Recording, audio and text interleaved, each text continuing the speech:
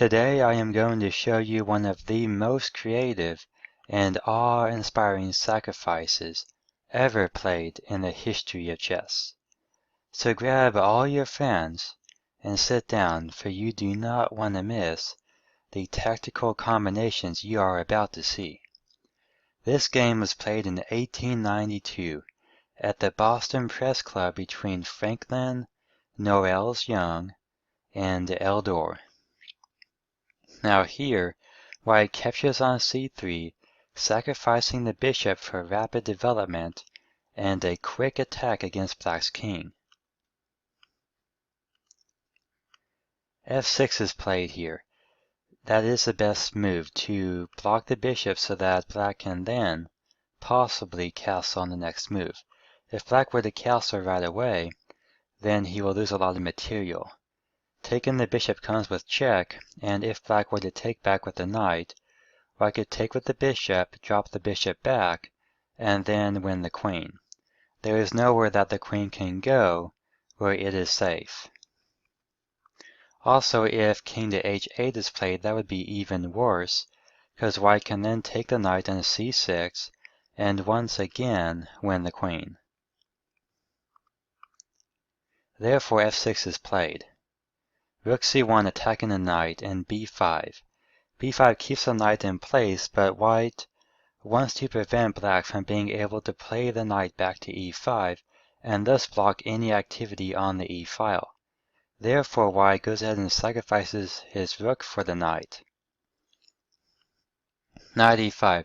Now this is not a sound sacrifice, but back then they did not have computers, and it looked pretty convincing.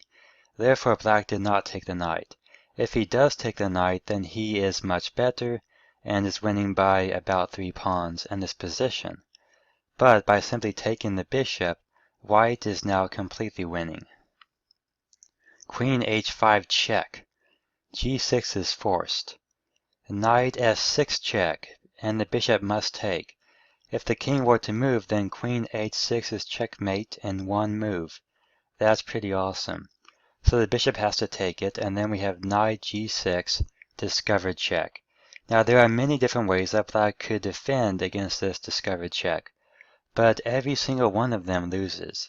Let's take a look at them. In the actual game, black played the best move, queen to e7.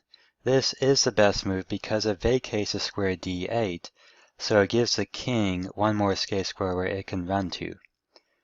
But let's look at the other options first. If black had played a move like bishop to e7, or even knight to e7, then knight takes h8 and checkmate in a couple of moves.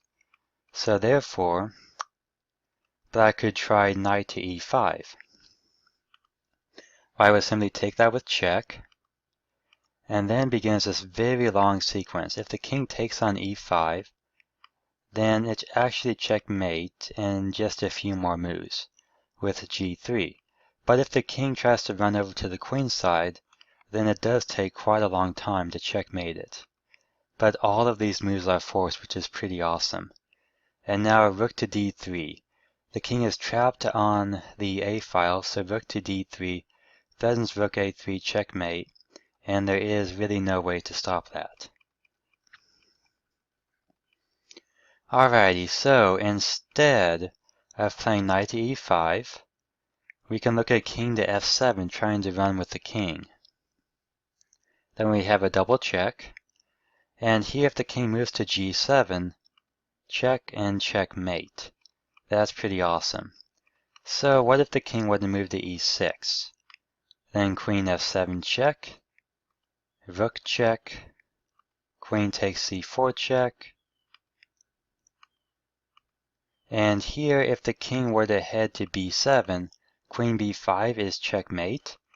If the king were to head to, let's say, maybe b6, knight c4 check,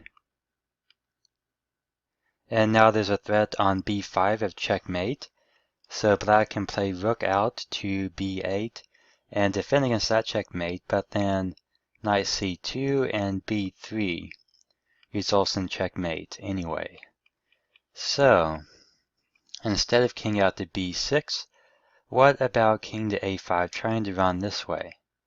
Well, knight check, queen check, check, and finally checkmate on d5. So that is pretty awesome. All of those moves are forced. Alright, so here, after bishop takes, knight takes g6, queen to e7 is the best move to give the king the extra escape square on d8, so that way it doesn't have to move all the way up the board and be checkmated. Here white just took it, and black could have played king to d8. That would have been his best move, but it is also losing. As you can see here, white is able to keep on checking black's king, and is able to win a few more pawns here and there, and will be up by about 2 pawns in this endgame. So white is winning there, but in the actual game, we have bishop takes e7, which quickly leads to checkmate as well. Now here, we have queen e8, the queen must be captured, then knight f7, a smothered mate. That is really awesome. This is one of my favorite tactical games of all time. It was played in 1892, and thank you for watching.